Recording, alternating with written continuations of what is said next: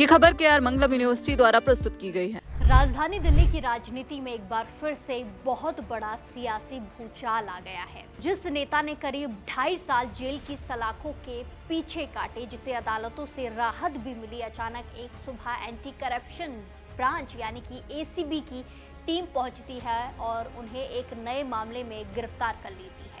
हम बात कर रहे हैं आम आदमी पार्टी के वरिष्ठ नेता और दिल्ली के पूर्व मंत्री सत्येंद्र जैन की। इस गिरफ्तारी के बाद पूरी आम आदमी पार्टी गुस्से में नजर आ रही है। अरविंद केजरीवाल से लेकर मनीष सिसोदिया और आतिशी तक सभी ने बीजेपी और केंद्र सरकार पर सीधा हमला बोल दिया है। केजरीवाल ने तो साफ शब्दों में कह दिया कि ये तो खुली तानाशाही है। आपको बता दें कि आम आदमी पार्टी के राष्ट्रीय संयोजक अरविंद केजरीवाल ने सोशल मीडिया प्लेटफॉर्म एक्स पर बेहद ज्यादा तीखा पोस्ट किया है। केजरीवाल ने कहा कि सत्येंद्र जैन को एक बार फिर भारतीय जनता पार्टी ने अपनी एजेंसियों के जरिए गिरफ्तार करवा दिया है। उन्होंने याद दिलाया कि पिछला मनी लॉन्ड्रिंग केस भी पूरी तरह फर्जी था और ये नया केस भी अदालत में नहीं टिक पाएगा। केजरीवाल ने कड़े शब्दों में कहा कि बीजेपी के पाप का घड़ा अब पूरी तरह से भर चुका है और मोदी सरकार का अंत तय है। उन्होंने साफ किया कि पूरी पार्टी और देश की जनता सत्येंद्र जैन के साथ डटकर खड़ी है। चलिए अब पूरा मामला समझते हैं।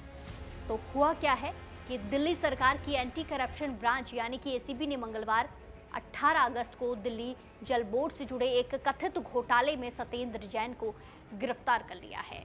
ये पूरा विवाद दिल्ली जल बोर्ड के सीवेज ट्रीटमेंट प्लांट यानी कि STP के टेंडर आवंटन में हुई कथित गड़बड़ियों से जुड़ा हुआ पूरा मामला है। ACB का दावा है कि इस टेंडर प्रक्रिया में इस पूरे प्रोसेस में बड़े पैमाने पर वित्त अनियमितताएं हुई हैं। इस मामले में सिर्फ सत्येंद्र जैन ही नहीं बल्कि दिल्ली जल बोर्ड के पूर्व CEO उदित प्रकाश राय के साथ साथ कुल 6 लोगों को हिरासत में लिया गया है।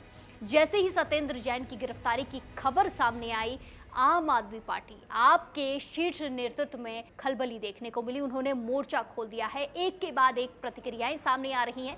अरविंद केजरीवाल के अलावा पंजाब के सह प्रभारी होने के नाते सत्येंद्र जैन की गिरफ्तारी पर पूर्व उप मुख्यमंत्री मनीष सिसोदिया ने भी कई गंभीर सवाल खड़े किए हैं। सिसोदिया ने कहा कि जैसे ही पंजाब में चुनावी माहौल गरमाने लगा, ठीक उससे पहले पंजाब के सह प्रभारी को निशाना बना लिया गया। सिसोदिया ने आरोप लगाया कि केंद्र सरकार इस वक्त बेरोजगारी, राम मंदिर, चंदा विवाद और E20 जैसे तमाम ज्वलंत मुद्दों पर घिरी हुई है। अपनी नाकामी छिपाने और विपक्ष को घेरने के लिए बीजेपी एक बार फिर अपने पुराने हथियार यानी कि ED, CBI और ACB का इस्तेमाल करने पर उतर आई है। तो वहीं दूसरी तरफ दिल्ली की पूर्व मुख्यमंत्री आतिशी ने भी इस कदम को बदले की राजनीति की पराकाष्ठा बताया। आतिशी ने कहा कि सत्ता के अहंकार में चूर बीजेपी ये भूल चुकी है कि सरकारी ताकत से किसी को डराया तो जा सकता है, लेकिन सच की आवाज को हमेशा के लिए दबाया नहीं जा सकता। सियासी नजरिए से अगर इस पूरे घटनाक्रम को देखें तो गिरफ्तारी सिर्फ एक कानूनी कार्रवाई नहीं दिखती, बल्कि जैसे आरोप लगाए जा रहे हैं इसके पीछे बहुत बड़ा चुनावी टाइमिंग का गणित भी देखने को मिल रहा है, जो आरोप लगाए जा रहे हैं। सत्येंद्र जैन आम आदमी पार्टी के संगठन और चुनावी रणनीति के एक बड़े रणनीतिकार माने जाते हैं। पंजाब में उनकी सीधी जिम्मेदारी थी और ऐसे वक्त में उनका जेल जाना निश्चित तौर पर पार्टी के चुनाव प्रबंधन को प्रभावित कर सकता है। लेकिन बड़ा सवाल ये भी उठता है, क्या एजेंसियां सिर्फ ठोस सबूतों पर काम कर रही है या फिर टाइमिंग के हिसाब से विपक्ष पर शिकंजा कसा जा रहा है, जैसा कि आरोप लगाया जा रहा है। जनता के बीच अब ये बहस छिड़ती हुई नजर आ रही है कि जब भी कोई बड़ा चुनाव नजदीक आता है तब विपक्षी नेताओं की फाइलें अचानक इतनी तेजी से कैसे खुल जाती हैं। लोग चर्चा कर रहे हैं। सत्येंद्र जैन की इस नई गिरफ्तारी को आप कैसे देखते हैं, किस नजरिए से देखते हैं, अपनी राय कमेंट्स में जरूर दें और बाकी देश और दुनिया की तमाम बड़ी अपडेट के लिए जुड़े रहिए दैनिक जागरण के साथ। नमस्कार।